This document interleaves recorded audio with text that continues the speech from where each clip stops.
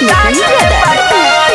जो सहत भतरी रुके न जाई मोर बेट साउंड शमशान में बजाई। जो सहत भतरी रुके न जाई मोर बेट डीजे शमशान में बजाई।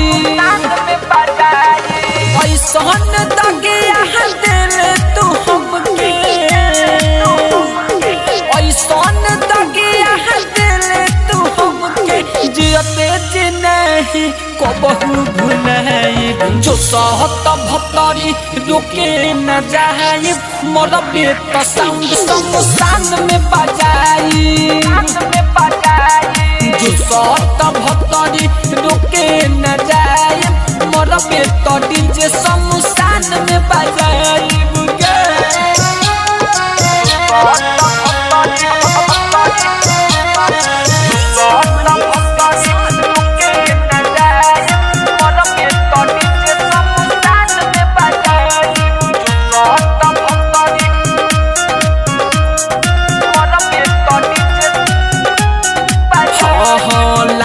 सरम प्याद तोरा से कहनी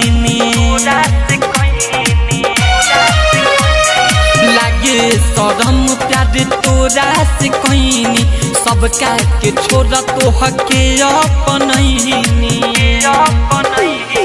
बाती होए वो हदेना रे बड़का,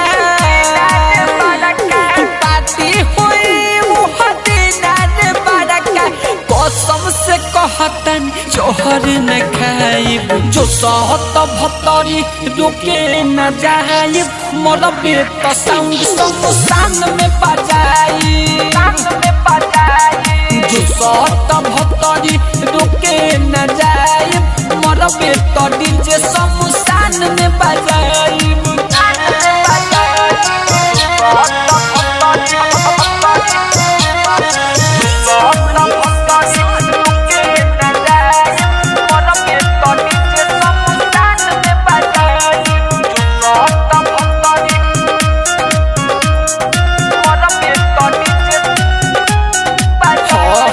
रोशन राहुल रोवे करे जा,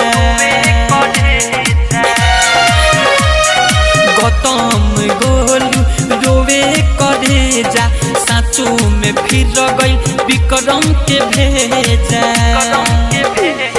कंचन कहे उज्जवल से छन छन, कंचन कहे उज्जवल से छन छन ओम पर से सच्चाई बताई।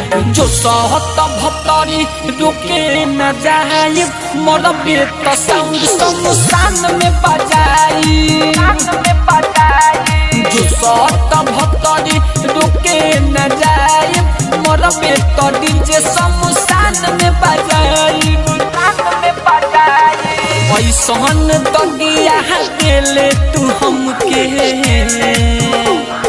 ऐसन दगिया दिल तू हमके जियते जी नहीं कबहू भुलाई। जो सहत भतरी रुके न जाई मोर बेट साउंड शमशान में बजाई। जो सहत भतरी रुके न जाई मोर बेट डीजे शमशान में बजाई। बाघ रिकॉर्डिंग स्टूडियो राजापुर सोनी बाजार सीतामढ़ी बिहार।